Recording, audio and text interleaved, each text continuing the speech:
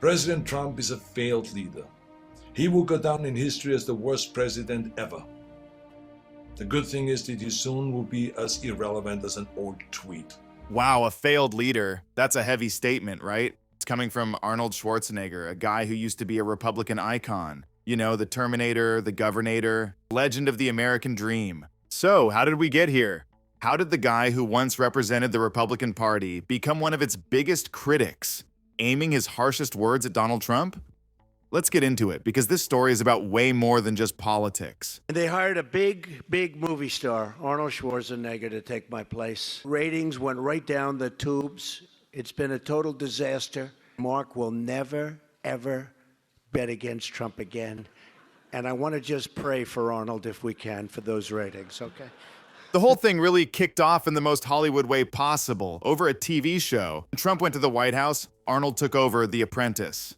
The ratings dipped, and Trump just couldn't resist making fun of him for it, over and over again. Hey Donald, I have a great idea. Why don't we switch jobs? You take over TV because you're such an expert in ratings, and I take over your job. And then people can finally sleep comfortably again. Arnold, being Arnold, clapped back. But what started as this kind of funny celebrity beef, well, it turned into something way more serious. As an immigrant to this country, I would like to say a few words to my fellow Americans and to our friends around the world. As the political world got crazier, Arnold's comments went from just witty comebacks to some really heavy warnings about American democracy. The absolute peak of that was his reaction after January 6th. President Trump sought to overturn the results of an election, and of a fair election. He sought a coup by misleading people with lies. I know where such lies lead. Patriotism means to stand by the country.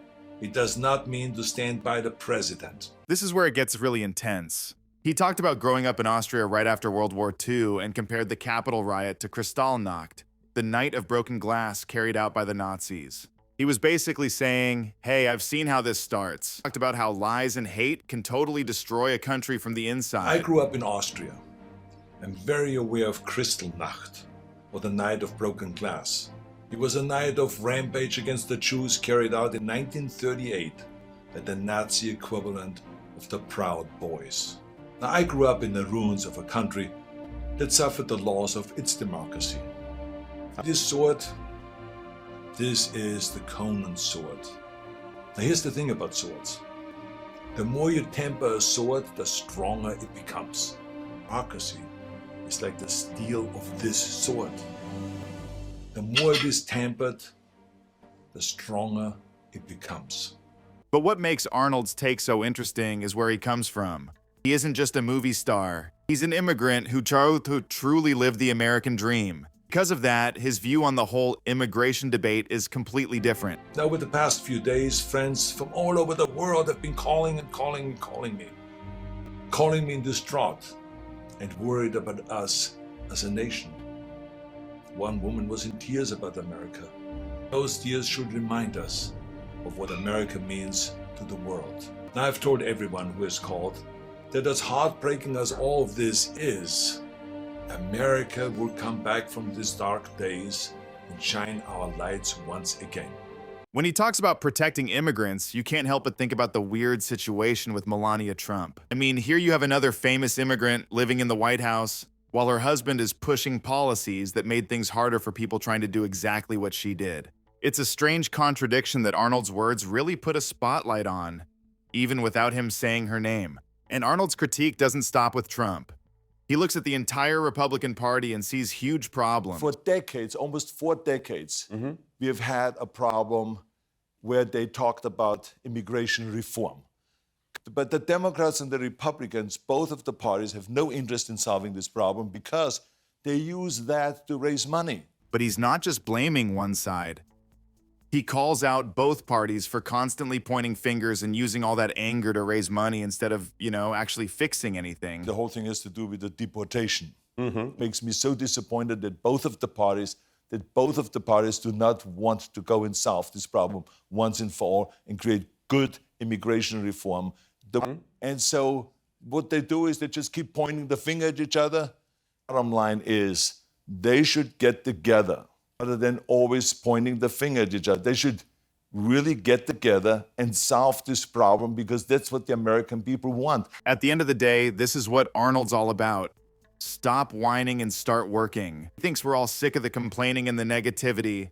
We want people in charge who are going to get their hands dirty and actually solve problems. See, what we need right now from our elected representatives is a public servant's heart. We need public servants that serve something larger than their own power or their own party.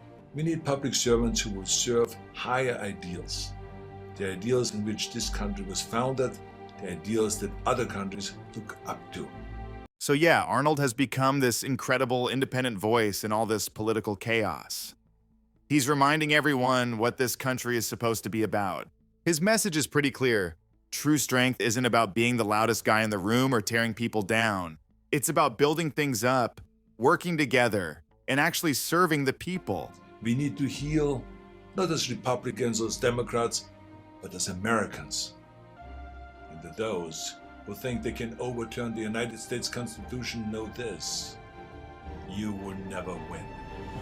May God bless all of you, and may God bless America. Just a quick note before we continue. It's important for us that you know everything we're covering here. All the clips, the details are based on publicly available news reports and media, and we are following YouTube's community guidelines. If you appreciate this kind of detailed commentary, now is a perfect time to hit that subscribe button so you don't miss what's coming next. We'd love to have you. Now you see this sword? This is the Conan sword. Now here's the thing about swords. The more you temper a sword, the stronger it becomes. Our democracy is like the steel of this sword. The more it is tempered, the stronger it becomes. Our democracy has been tempered by wars, injustices, and insurrections. I believe, as shaken as we are by the events of recent days, we will come out stronger because we now understand what can be lost. We need reforms, of course, so that this never ever happens again. We need to hold accountable the people that brought us to this unforgivable point. We need to look past ourselves, our parties, and disagreements, and put our democracy first. So, what do you think? Is he right? Let me know down in the comments. Thanks for watching.